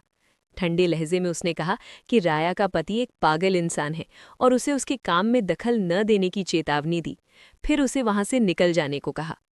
वो आदमी गुस्से से भड़क उठा और गुआन को गालियां देने लगा। राया ने जल्दी से माहौल शांत करने की कोशिश की और कहा कि वो ठीक है और नहीं चाहती कि पहले ही दिन उसे नौकरी से निकाल दिया जाए। उसने गुआन को याद दिलाया कि अगर उसने ज्यादा दखल दिया तो हालात पहले जैसे बिगड़ सकते हैं। गुआन ने उसे भरोसा दिलाया कि उसे नौकरी से नहीं निकाला जाएगा, लेकिन वो आदमी और ज्यादा आक्रामक हो गया और मांग करने लगा कि गुआन सीधे उससे बात करे, उसे नजरअंदाज न करे। उसने घूंसा मारने की कोशिश की, मगर गुआन ने पहले ही वार कर दिया और उसे वहीं ढेर कर दिया। इसके बाद गुआन ने बड़ी सहजता से राया से कहा कि अब वो बॉस है। राया उलझ गई और पूछा कि उसका क्या मतलब है। गुआन ने बताया कि जिस दिन उसने इंटरव्यू पास किया था उसी दिन उसने कैफ़े खरीद लिया था। उसने कहा कि वो कोरिया में एक कैफ़े का मालिक बनना चाहता था और मजाक में पूछा कि उसे बॉस कहलाना ज़्यादा पसंद है या बेहतरीन कर्मचारी। राया उसे अविश्वास से घूरती रही और सोचने लगी कि उसका काम करने का तरीका हमेशा ऐसा ही रहा है, बंदूकों से लड़ना, कैफ़े खरीद लेना और बिना सोचे समझे हरकतें करना। गुआन ने चिढ़ाते हुए किस का भी जिक्र किया और कहा कि अभी तक तो हुआ नहीं है। फिर उसके चेहरे को हल्के से थामते हुए पूछा कि क्या वो अभी करना चाहती है। राया का दिमाग एकदम खाली हो गया, दिल तेजी से धड़कने लगा और कान गर्म महसूस होने लगे। वो जानती थी कि उसे मना कर देना चाहिए और इस पागलपन को यहीं रोक देना चाहिए, लेकिन उसके मुंह से निकले शब्दों ने खुद उसे चौंका दिया। उसने उसे याद दिलाया कि वो कह चुका है कि वो सिर्फ एक किस पर नहीं रुकेगा। गुआन ने माना कि वो खुद को काबू में रखने की कोशिश कर रहा है और कहा कि उसने थोड़ी सी सब्र सीख ली है, हालांकि ज्यादा नहीं। उसने पूछा कि क्या वो ये जानने के लिए उत्सुक नहीं है कि जब वो उसे चूमेगा तो वो कैसा लगेगा। उसी पल राया को अपने बारे में एक ऐसी बात समझ में आई जो उसने पहले कभी नहीं जानी थी। ये जानते हुए भी कि ये खतरनाक है, वो उसकी तरफ खिंच रही थी। उसकी हिंसा, जल्दबाजी और तीव्रता उसके भीतर कुछ जगा रही थी। जब उसने फिर से उसका चेहरा थामा तो राया ने प्रतिक्रिया में उसका हाथ काट लिया। गुआन ने पकड़ थोड़ी कस ली। वो ज्यादा चौंका हुआ था, दर्द में नहीं। इसके बाद दोनों के बीच कुछ पल के लिए नियंत्रण खो गया, भावनाएं पूरी तरह हावी हो गईं। कुछ ही देर बाद राया ने उसे धक्का देकर दूर किया और सख्ती से रोक दिया। जब गुआन ने आगे बढ़ने की कोशिश की तो उसने फिर से रोकते हुए चेतावनी दी कि अगर वो ऐसे लोगों को पीटता रहा तो सच में जेल पहुंच जाएगा। वो वहां से चली गई। उसका चेहरा जल रहा था और वो अपने भाव छुपा नहीं पा रही थी। अंदर ही अंदर वो पूरी तरह उलझी हुई थी। उसे यकीन नहीं हो रहा था कि सब कुछ इस मोड़ पर कैसे आ गया और वो इतनी आसानी से खुद पर काबू कैसे खो बैठी। बाद में उसे चिंता हुई कि कहीं उसने उसे ज्यादा जोर से तो नहीं काट लिया और उसने इसके बारे में पूछा। गुआन ने इसे हल्के में लेते हुए कहा कि उसके काटने से बस हल्का सा निशान पड़ा है और मजाक में बोला कि अगली बार ज्यादा जोर से काटना। राया ने तुरंत मना कर दिया और साफ कहा कि अगली बार कुछ नहीं होगा। कुछ समय बाद राया को सच्चाई समझ में आ गई। उसे इतनी आसानी से नौकरी इसलिए मिल गई थी क्योंकि गुआन ने उसके इंटरव्यू से पहले ही कैफ़े खरीद लिया था। यही वजह थी कि मालिक उसे पास कराने के लिए इतना उतावला था। घर पर पिता से तय मुलाकात से पहले उसने देखा कि फ्रिज में चॉकलेट मिल्क से भरा हुआ है और सोचा कि उसने इतना सारा क्यों खरीदा। धीरे धीरे उसे समझ आने लगा कि सब कुछ कितनी सावधानी से प्लान किया गया था। जगह इस तरह बनाई गई थी कि उसकी पेंटिंग में कभी रुकावट न आए। उसने बॉस की जिम्मेदारी उस पर नहीं डाली, बल्कि एक पुराने अनुभवी कर्मचारी को रखा, उसे अच्छी सैलरी दी और मैनेजर बना दिया। राया के पास बस बॉस का टाइटल था और वो आराम से सुबह सुबह काम करती थी। उसने उसके लिए एक ऐसी जगह बना दी थी जहां वो शांति से काम कर सके। उसने कैंटो भी सिर्फ इसलिए खरीदा था क्योंकि उसने कहा था कि उसे वो पसंद है। वो अजीब तरीकों से लोगों को डराता था और इतना रूखा बर्ताव करता था कि कोई भी चौंक जाए। वो खतरनाक, भद्दा और जंगली लगता था, फिर भी वो उससे नहीं डरती थी। गुआन ने उसकी बातों पर तब भरोसा किया था जब किसी और ने नहीं किया था। उसने कहा था कि वो सामान्य है। वो ऐसा आदमी था जो उम्मीद के बिल्कुल विपरीत ख्याल और परवाह करता था। राया को एहसास हुआ कि उसे उसकी हिंसा से नहीं बल्कि इस बात से डर लगता है कि वो उसकी भावनाओं को कितनी गहराई से हिला देता है। उसकी मौजूदगी उसे उकसाती थी, प्रेरित करती थी और उस नाजुक बैलेंस को खतरे में डाल देती थी जिसे उसने बड़ी मेहनत से बनाए रखा था। कैफे में हुआ वो अचानक का किस इसका प्रमाण था और यही वजह थी कि वो उसे सबसे ज्यादा डराता था। गुआन ने राया से पूछा कि क्या उसने वो केंजोकी देखा है जो वो लाया था। राया ने उसे ठीक किया और कहा कि वो केंजोकी नहीं है। गुआन उलझ गया और पूछा कि फिर क्या है, और तभी उसे याद आया कि वो कंदोरी है। उसने उसे चिढ़ाते हुए कहा कि वो उसे ऐसे क्यों देख रही है, और शिकायत की कि वो तब भी बेपरवाह रहती है जब वो आधा नंगा घूम रहा होता है। उसने मजाक किया कि शायद यही उसका कपड़ों का स्वाद है, और पूछा कि क्या उसे खुद लोगों के कपड़े उतारना पसंद है। राया ने शांति से जवाब दिया कि जब वो लगभग नंगा था तब भी उसने शालीनता दिखाई थी, और कहा कि शायद वो खुद ही एक एग्जिबिशनिस्ट है। गुआन हंस पड़ा और उसे याद दिलाया कि उसने कहा था कि वो होटल जाने से पहले एक दुकान पर रुकेगी। उसने जल्दी करने को कहा, ये कहते हुए कि वे देर कर सकते हैं। राया ने समझाया कि तय की गई मुलाकात की जगह एक होटल है जो अपने हरे भरे इलाके और हैन रिवर के खूबसूरत नज़ारों के लिए जाना जाता है। वो एक टॉप क्लास होटल था जिसका लंबा इतिहास और मजबूत परंपराएं थी। उसकी माँ की प्रदर्शनियां हमेशा वहीं होती थीं। जैसे ही वो अंदर पहुंचे, कॉन्ग ने राया का गर्मजोशी से स्वागत किया और बताया कि चेयरमैन थोड़ी देर से आएंगे। उसने कहा कि उसे मीटिंग की जगह के बारे में पता चला था, इसलिए वो चेयरमैन का स्वागत करने और राया से लंबे समय बाद मिलने आ गई। कॉन्ग ने कहा कि ऐसे मौक़ों के अलावा उनका मिलना मुश्किल ही हो पाता है। राया ने शालीनता से जवाब दिया। फिर कॉन्ग ने अफसोस जताया कि राया ज्यादा संपर्क में नहीं रहती। उसने टिप्पणी की कि राया का वजन थोड़ा बढ़ गया है और उसकी लंबाई और फिगर की वजह से हल्का सा वजन बढ़ना भी साफ दिख जाता है। उसने सलाह दी कि उसे अपना ज्यादा ख्याल रखना चाहिए, ये जोड़ते हुए कि सियान अपनी छोटी कदकाठी की वजह से थोड़ा गोल मटोल लगने पर भी प्यारी लगती है, लेकिन राया को सुंदर दिखने के लिए पतला रहना चाहिए। राया ने मन ही मन सोचा कि कॉन्ग बिल्कुल नहीं बदली है, वो आज भी वैसी ही है जैसी पहले थी। उसी समय सियान उनके पास आई और खुशी से राया से मिली। फिर उसने शालीनता से गुआन को भी नमस्ते कहा और कहा कि पिछली बार उनसे ठीक से मिलने का मौका नहीं मिला था। गुआन ने धीरे से राया से पूछा कि क्या सियान ने कुछ अजीब खा लिया है। राया ने कहा कि उसे नहीं पता। सियान ने फिर गुआन से पूछा कि क्या उसे वो याद है, ये कहते हुए कि उसने तो उसे तुरंत पहचान लिया था। उसने बताया कि पहले लगभग सगाई हो ही गई थी। राया को ये बात इतनी बेतुकी लगी कि उसे हंसी आ गई। सियान ने जोर दिया कि ये सच है और पूछा कि क्या राया को सच में याद नहीं कि तब क्या हुआ था। सियान ने राया को ध्यान से देखा और सोचा कि वो झूठ नहीं लग रही। सियान अपने हाव भाव छिपाने में अच्छी नहीं थी, इसलिए अगर वो झूठ बोल रही होती तो साफ दिख जाता। राया को ये भी लगा कि अगर बात झूठी होती तो सबसे पहले कॉन्ग अपनी बेटी को रोक देती। सियान ने आगे बताया कि उसने चेयरमैन को गुआन की असली पहचान नहीं बताई थी। उसने दावा किया कि उसके और उसकी मां के अलावा कोई नहीं जानता कि वो सच में कौन है, यहाँ तक कि उसके पिता को भी नहीं पता।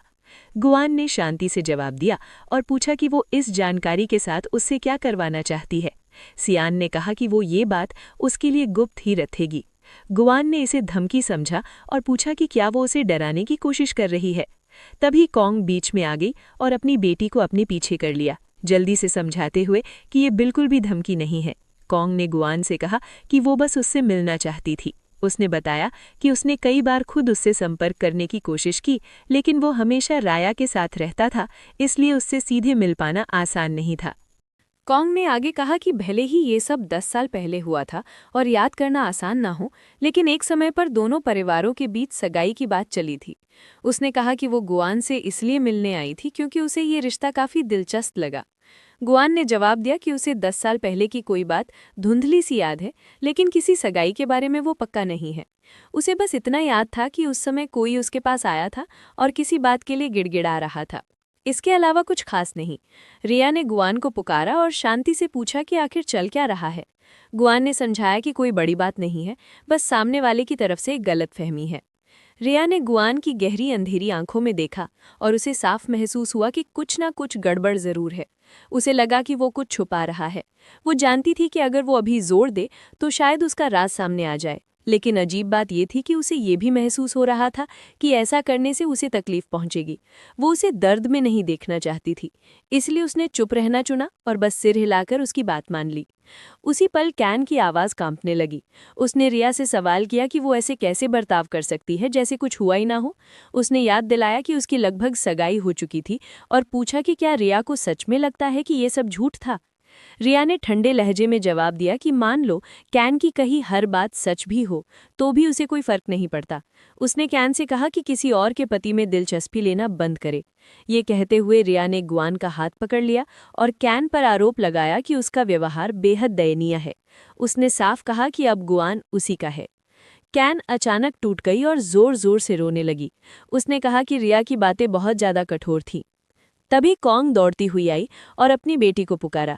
उसने कैन को बाहों में भर लिया और उसकी तारीफ करते हुए कहा कि वो कितनी भोली और नेक दिल है और उसकी गलती बस यही है कि वो बहुत नर्म दिल है।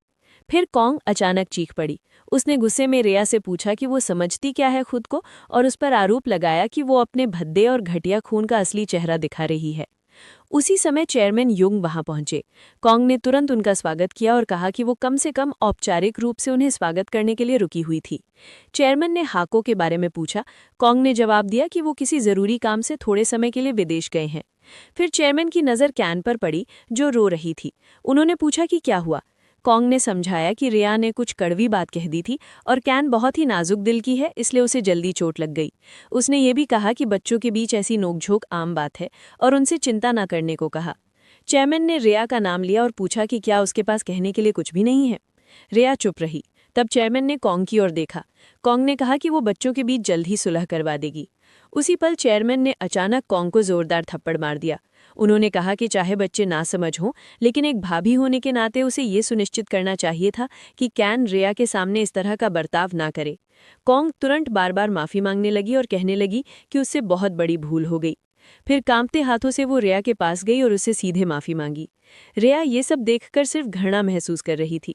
कॉन्ग घबराकर रिया से पूछने लगी कि क्या उसके सिर में दर्द हो रहा है, क्या उसे चक्कर आ रहे हैं या कानों में कोई आवाज़ सुनाई दे रही है।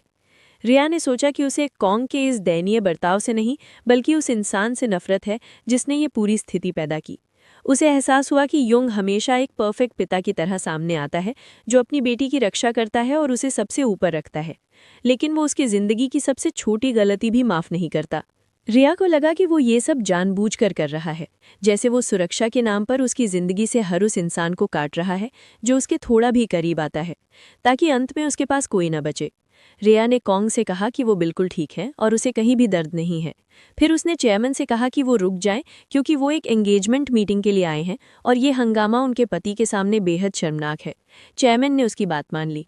कॉन्ग अपनी बेटी को लेकर उठी और बोली कि अब वो चलेंगे।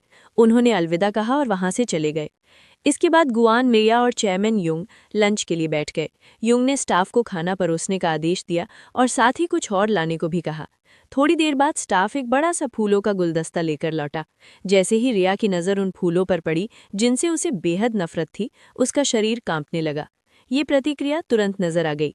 युंग ने समझाया कि काफी समय हो गया था जब वो मिले थे और वो खाली हाथ नहीं आना चाहते थे। उन्होंने कहा कि उन्हें लगा फूल देना ठीक रहेगा क्योंकि उनकी बेटी को फूल पसंद है। अंदर ही अंदर रिया को चक्कर आने लगे। उसे उल्टी जैसा महसूस हुआ, सांस भारी हो गई और वो उस कमरे से भाग जाना चाहती थी। उस खुशबू को और सहन नहीं कर पा रही थी।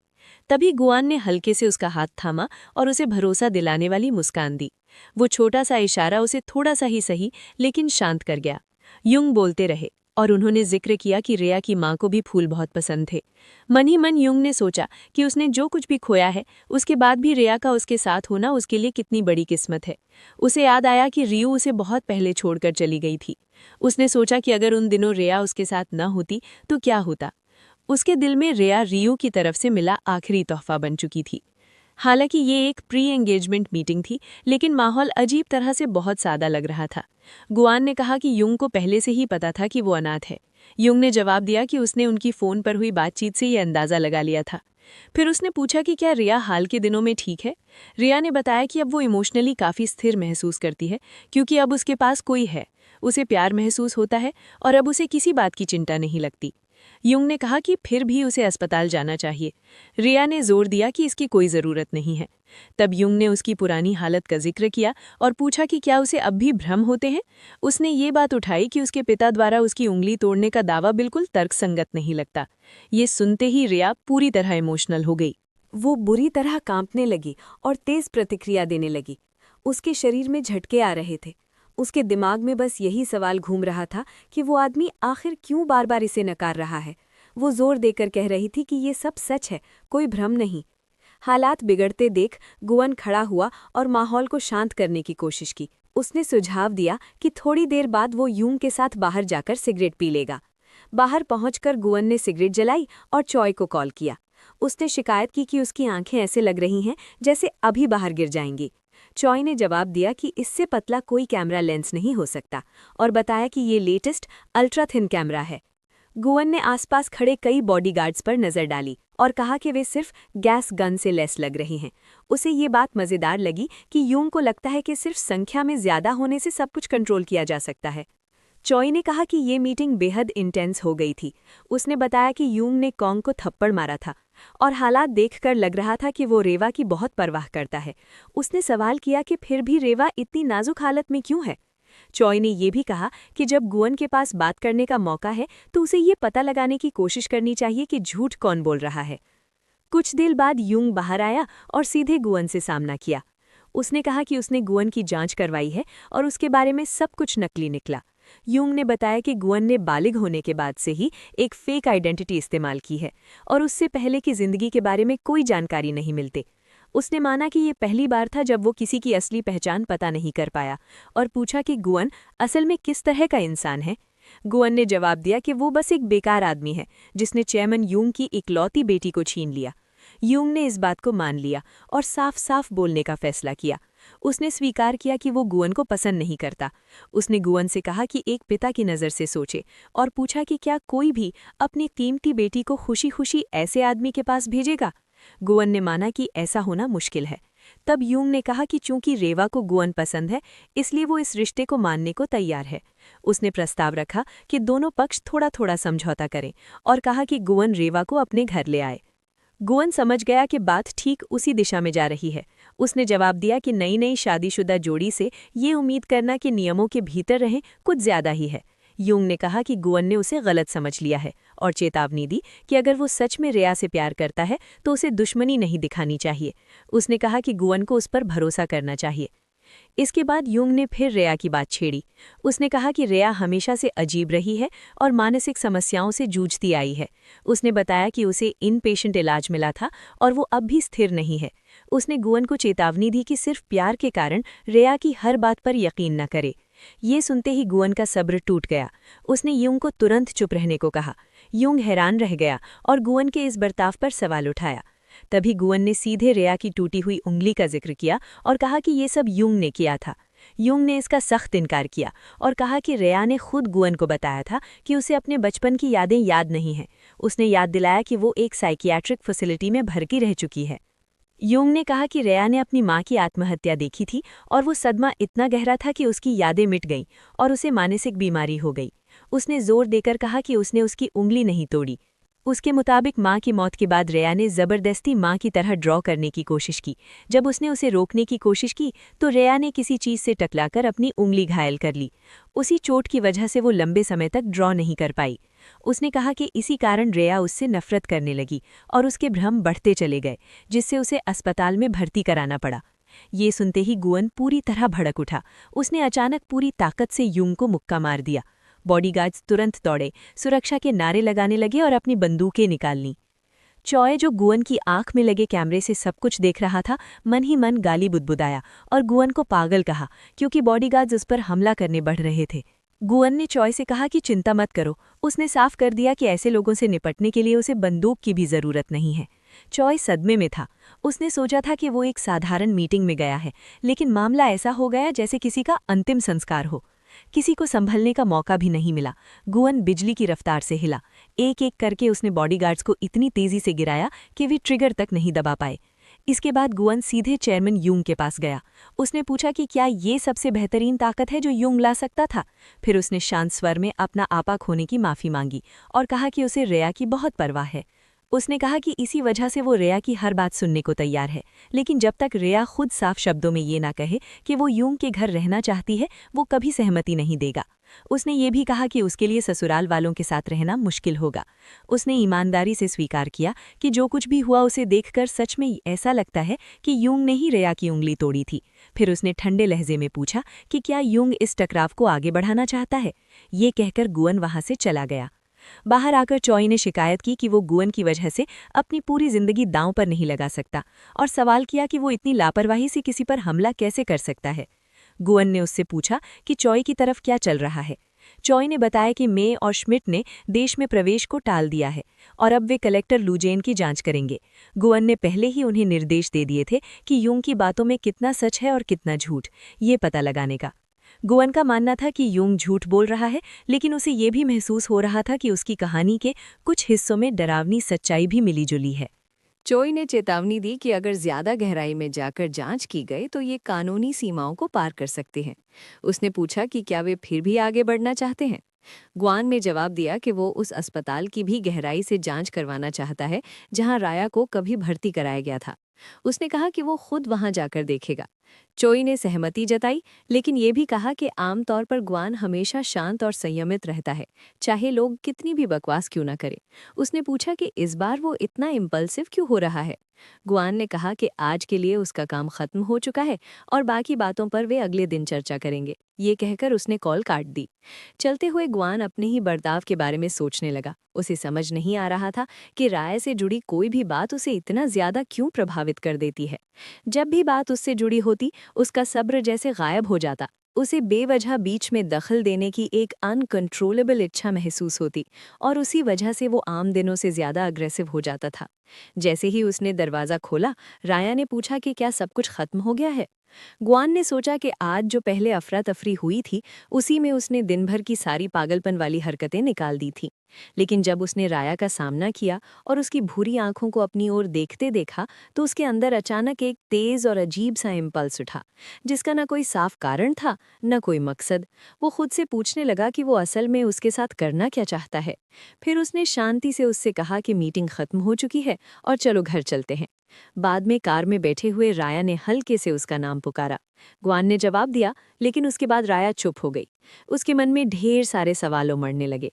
वो जानना चाहती थी कि उसकी सेन से एंगेजमेंट के बारे में क्या सच है, उसने उसके पिता से क्या बात की थी, और ग्वान ने कभी उसके अतीत के बारे में सवाल क्यों नहीं किया। लेकिन उसके पास उन सवालों को जुबान पर लाने की हिम्मत नहीं थी। उसने फिर से उसका नाम लिया और आखिरकार पूछा कि क्या वो उस रात उसके साथ ड्रिंक करना चाहेगा। ग्वान ने हैरानी से तुरंत उसकी ओर देखा और सोचा कि वो अजीब है। राया को खुद ही लगा कि शायद अजीब वही है जो उसने ऐसी बात कह दी, खास तौर पर तब जब साथ में पीना तो उनके मॉडलिंग एग्रीमेंट का हिस्सा था। बात संभालने की कोशिश में उसने पूछा कि क्या वो रामन खाना चाहेगी। उसे ये पता नहीं था कि इस वाक्य का एक छुपा हुआ मतलब भी होता है। किसी को रामन खाने के लिए बुलाने का मतलब होता है उसे रात साथ बिताने के लिए बुलाना। ग्वान उलझन में पड़ गया और उसने पूछा कि वो बार बार ऐसी बातें क्यों कह रही है जिन्हें गलत समझा जा सकता है। राया को सच में समझ नहीं आया और वो सोचने लगी कि रामन खाने का इससे क्या लेना देना है। ग्वान ने पूछा कि क्या वो फिल्में नहीं देखती। उसने जवाब दिया कि वो सिर्फ एक्शन फिल्में देखती है। ग्वान अटपटा सा हंसा, उसका चेहरा लाल पड़ गया। उसने उसे चेतावनी दी कि वो ऐसी बातें दूसरों से न कहा करे। राया ने चुपचाप हामी भर दी। फिर ग्वान ने मजाक में पूछा कि वो रामन कैसे बनाएगी, कहीं उसका स्वाद खराब न कर दे। राया ने पूरे भरोसे से कहा कि वो संभाल लेगी। वे कार से उतरे और अंदर चले गए। बाद में राया ने रामेन तैयार किया। जब ग्वान ने उसे चखा तो उसे एहसास हुआ कि वो उम्मीद से कहीं ज्यादा तीखा है। उसने माना कि उसने बहुत समय से स्पाइसी खाना नहीं खाया था। राया ने हल्के से माफी मांगी और पूछा कि क्या वो दूध लेना चाहेगा। उसने मना कर दिया और कहा कि वो ठीक है। राया उसे मसाले से जूझते हुए देखकर हंस पड़ी और उसके रिएक्शंस देखकर मुस्कुराने लगी। फिर उसने हंसने के लिए माफी मांगी और कहा कि उसे वो क्यूट लगा। ये सुनते ही ग्वान का चेहरा और भी ज्यादा लाल पड़ गया। रामेन खत्म करने के बाद ग्वान ने कहा कि जब वे साथ में खा ही चुके हैं तो अब ड्रिंक भी कर सकते हैं। राया ने सहमति जताई। ग्वान ने सुझाव दिया कि वे ऊपर दूसरी मंजिल चलकर पीते हैं। राया ने पूछा कि क्या उसने पहले नहीं कहा था कि दूसरी मंजिल खतरनाक है। ग्वान ने जवाब दिया कि अगर वो उसके साथ जाएगी तो सब ठीक रहेगा। राया धीरे धीरे दूसरी मंजिल की ओर देखने लगी। जब वो वहां पहुंची तो उसने देखा कि वो जगह हथियारों और तरह तरह के भारी इक्विपमेंट से भरी हुई थी। वो जगह उसे एक्शन फिल्मों की सीन जैसी लगी और उसने कहा कि ये सब अनरियल लगता है, जैसे वो किसी फिल्म के अंदर आ गई हो। फिर उसने पूछा कि क्या कोरिया में बंदूकें खरीदना संभव भी है। ग्वान ने समझाया कि कई सेकंड हैंड हथियार चोरी छुपे रशिया से लाए जाते हैं और जो उसके पास है वो एक प्राइवेट कलेक्शन से आया है। राया ने पूछा कि क्या उसे उन सबको इस्तेमाल करना आता है। ग्वान ने कैजुअली कहा कि हाँ, और अगर वो कहे तो वो उसे दिखा भी सकता है। ये सुनकर राया ने कहा कि ऐसी चीज़ों की कोई ज़रूरत नहीं है। गुआन ने कहा कि अगर उसे कोई हथियार पसंद आए तो वो उसे दे देगा। राया ने मना कर दिया और कहा कि उसे तो गोली चलाना भी नहीं आता। गुआन ने जवाब दिया कि वो उसे सिखा सकता है और यहाँ तक पूछ लिया कि क्या कोई ऐसा है जिसे वो मारना चाहती है। राया ने सवाल उसी पर पलट दिया और पूछा कि क्या कोई ऐसा है जिसे वो मारना चाहता है। गुआन ने कहा कि अब कोई नहीं बचा है। उसने मान लिया कि वो उन्हें पहले ही मार चुका है। ये सुनकर राया चौंक गई और उसे हैरानी हुई। उसे अजीब लगा कि उसके जैसा इंसान उस व्यक्ति को छोड़ देगा जिसे वो मारना चाहता हो। गुआन ने माना कि उसकी सोच गलत नहीं है। राया ने पूछा कि उसने उन्हें कैसे मारा। गुआन ने बताया कि वो न तो कोई योजना थी न ही कोई एक्सीडेंट। उसने उसे लापरवाही कहा। राया ने पूछा कि क्या वे लोग उसके परिवार के थे। गुआन ने हाँ कहा और पूछा कि उसे कैसे पता चला। राया ने बताया कि वो खुद भी कुछ ऐसा ही झेल चुकी है। फिर उसके दिमाग में ये सवाल आया कि ग्वेन ने उसके पिता से पहले क्या बात की थी।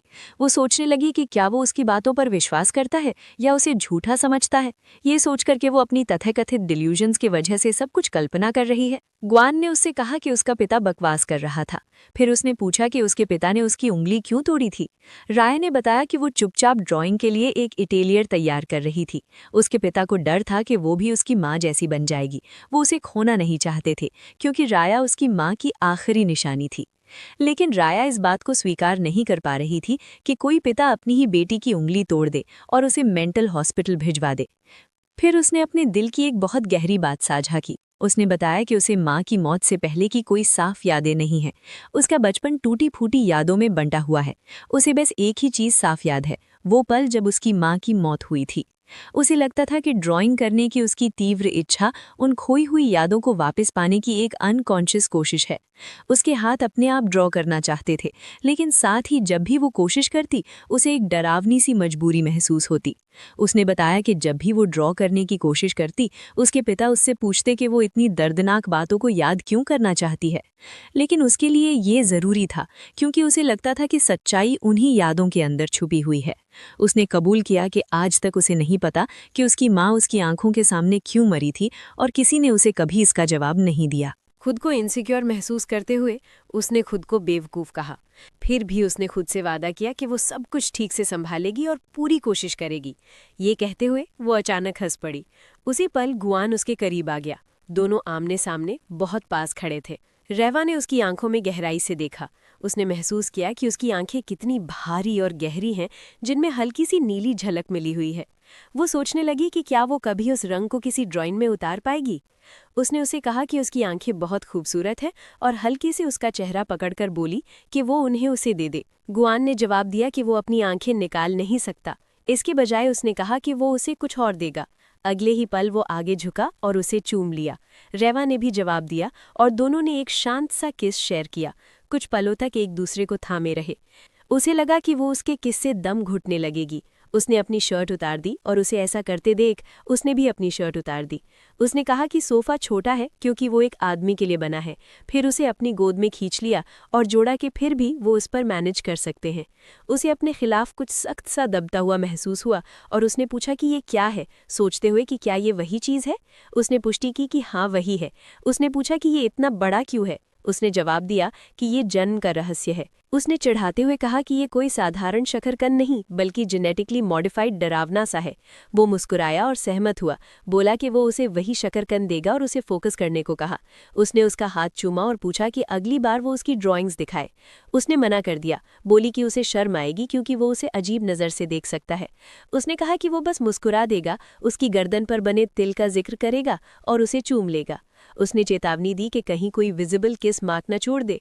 उसने छेड़ते हुए पूछा कि क्या वो वहां छोड़ दे जहां दिखाई न दे, और अपने हाथ उसकी छाती की ओर ले गया। उसने कहा कि उसका दिल बहुत तेज धड़क रहा है और ये कितना क्यूट है। फिर अपने होठ उसकी छाती पर रख दिए। उसने उसे रुकने को कहा लेकिन उसने जवाब दिया कि अभी तो उसने कुछ किया ही नहीं है। उसने अपनी ट्राउजर्स उतार दी। उसे लगा कि ये सच में बहुत ज़्यादा बड़ा है और सोचा कि क्या ये किसी इंसान के अंदर आ भी पाएगा। अचानक थोड़ा होश में आकर उसने कहा कि अब वो बड़ी मुसीबत में है और पूछा कि उसने उसे इतनी लापरवाही से क्यों बहकाया, ये जोड़ते हुए कि अगर वो एक कदम पीछे हटे तो ये छोटा हो जाएगा। उसने उस पर झूठ बोलने का आरोप लगाया लेकिन उसने जोर दिया कि ये सच है। उसने हाथ बढ़ाकर उसे छू लिया। उसने कहा कि वो अपनी अंडरगारमेंट उतारे, बताते हुए कि ये इसलिए बड़ा हो रहा है क्योंकि उसने अभी उसका पूरा शरीर देखा नहीं है। उसने वैसा ही किया और उसने उसे फिर से अपने ऊपर खींच लिया, ये कहते हुए कि वे इसे साथ में करेंगे। उसने अपने हाथ को उसके पैरों के बीच रखा। उसे लगा कि उसकी सावधान हरकतें किसी अनजाने इलाके को टटोलने जैसी थी, एक ऐसी सेंसिटिव जगह को छूती हुई जिसके बारे में उसे पहले पता ही नहीं था, जिससे उसका शरीर अपने आप कस गया। उसने याद दिलाया कि वो भी अपना हाथ हिलाए। उसे लगा कि वहां से निकल रहे तरल की वजह से सब कुछ बहुत फिसलन भरा है और बस एक दूसरे को छूते रहने से शरीर सटे रहने से ही सब कुछ पागल कर देने वाला लग रहा था। उसने और दबाव डाला। उसने शिकायत की कि उसकी उंगली बहुत तेज है। उसने पूछा कि क्या वो एक और जोड़ दे। उसने मना कर दिया और कहा कि वो अभी क्लाइमैक्स पर पहुंची है। वो फिर भी उसे छेड़ता रहा। उसने चेतावनी दी कि कुछ और निकलने वाला है और उसका शरीर ऐसा महसूस कर रहा है जैसे उसे पेशाब करनी हो। उसने पूछा कि क्या है, लेकिन उसने उससे रुकने की गुहार लगाई। उसने जोर दिया कि वो उसके सामने ही दिखाए। उसने इसे अजीब कहा और उससे बाहर निकालने की भीख मांगी। उसने मना कर दिया। वो रो पड़ी और बोली कि अब वो रोक नहीं पा रही है और चीखें निकल गईं जब वो क्लाइमैक्स पर पहुंची। उनकी हल्की फुल्की खींचतान कुछ देर तक चलती रही। उसने उसका नाम फुसफुसाया और कहा कि वो भी उसका नाम ले। उसने उसका नाम कराहते हुए लिया और उसी पल वो आया। उसके शरीर पर गर्म तरल की बड़ी मात्रा फैल गई। उसने पूछा कि उसे कैसा लगा और क्या अब वो इसे अंदर डाल सकता है। उसने तुरंत कहा कि वो धोने जा रही है और उससे गलती हो गई है। उसने उसके शरीर से थोड़ा सा तरल चखा। उसने पूछा कि क्या वो पागल है और ये क्यों खा रहा है। उसने उसे भरोसा दिलाया कि ये पेशाब नहीं है क्योंकि इसमें बदबू नहीं है। उसने जिद की कि फिर ये क्या है। उसने जवाब दिया कि अब से वे दोनों मिलकर पता लगा लेंगे। उसने पैक निकाल लिया और उसे अपने करीब खींच लिया। उसने उसे रुकने को कहा लेकिन उसने नहीं सुना। उसने विनती की कि इसे अंदर धकेलना बंद करे। उसने कहा कि अभी तो आधा भी नहीं गया है। ये कई बार हुआ। उसे लगा कि वो शायद कुछ पलों के लिए बेहोश हो गई थी और दर्द ऐसा था जैसे किसी बड़े भाले से छेदा जा रहा हो। उसने उसे हिलने डुलने से मना किया। उसने कहा कि उन्हें चलते रहना होगा ताकि वो इसकी आदी हो जाए, फिर दर्द नहीं होगा। और उसे हनी कहा। उसने तंज कसते हुए कहा कि वो वाकई बहुत मददगार है। उसे यकीन नहीं हो रहा था कि उस डरावने म्यूटेंट सब्जी को अंदर लेने के बाद भी उसका पेट नहीं फटा और इंसानी शरीर उसकी कल्पना से कहीं ज्यादा मजबूत है। उसने फिर उसका नाम लिया। उसे महसूस हुआ कि उसका शरीर उसके आकार के अनुसार खुल रहा है। दर्द धीरे धीरे कम हो रहा है और उसकी जगह सुख बढ़ता जा रहा है, लगातार उसकी सेंसिटिव जगहों को स्टिम्युलेट करते हुए। उसने पूछा कि वो अचानक बाहर क्यों निकल आया। उसने जवाब दिया कि अगर अब ये अंदर ना हो तो अफसोस की बात है। फिर वो आगे बढ़ा। उसे लगा जैसे वो मर ही जाएगी। वो रोते रोते चिल्लाई। उसने कहा कि जब वो रोती है तो बहुत सुंदर लगती है। उसे लगा था कि शायद उसे अच्छा नहीं लग रहा होगा, लेकिन ये ठीक था, सुंदर भी और प्यारा भी। उसने उससे रुकने को कहा, साथ ही उसे गाली भी दे दी। उसने चेतावनी दी कि गाली मत दो वरना वो और ज्यादा उत्तेजित हो जाएगा, और ये भी कहा कि उसके आंसू उसे बहुत अच्छे लगते हैं।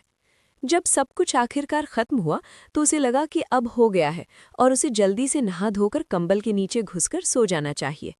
उसने पूछा कि वो क्या कर रहा है और वो फिर से खड़ा क्यों हो गया है। उसने जवाब दिया कि ये सब उसकी वजह से है। उसने पूछा कि उसने ऐसा क्या किया। वो फिर उसके पास आया और बोला कि वो लगातार उसे लुभा रही है, सब कुछ ऐसे टपक रहा है और उसका शरीर खुद ही उसे बुला रहा है। उसने कहा कि एक बार और कर लेते हैं, दूसरी बार आसान होगा, और उसने फिर से शुरू कर दिया। उसने कहा कि उसकी आंखों में कुछ है। उसे लगा कि अच्छा लग रहा है क्योंकि उसका अंदर पूरा का पूरा भरा हुआ था। उसने उसे उठाया। उसने कहा कि रुको, ये बहुत गहरा लग रहा है और हर बार उसका सिर अजीब सा हो जाता है। उसने और जोर से अंदर तक धकेला। उसने गिड़गिड़ाकर कहा कि उसे नीचे रख दे, लेकिन उसने कहा कि बस थोड़ा और, वे लगभग वहां पहुंच ही गए हैं और हर बार एक ही पोजीशन में करना भी मजेदार नहीं होता।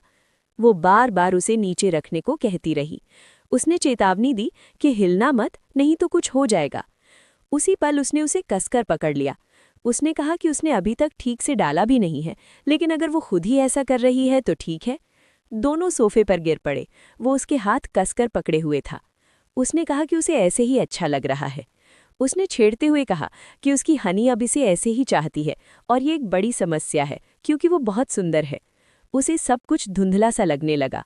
उसने चेतावनी दी कि बेहोश मत होना और उसे देखती रहो। उसने थकान के कारण रुकने की विनती की। आखिरकार वो रुका और चरम पर पहुंचा। उसने धमकी दी कि अगर उसने फिर से ऐसा किया तो वो उसका वो काट देगी, और फिर वो बेहोश हो गई। अगली सुबह वो धीरे धीरे जागी और महसूस किया कि गुआन उसके बिल्कुल पास बिस्तर के बीचों बीच सो रहा था। जैसे ही उसने उसे देखा, पिछली रात की सारी यादें एक साथ दिमाग में लौट आईं।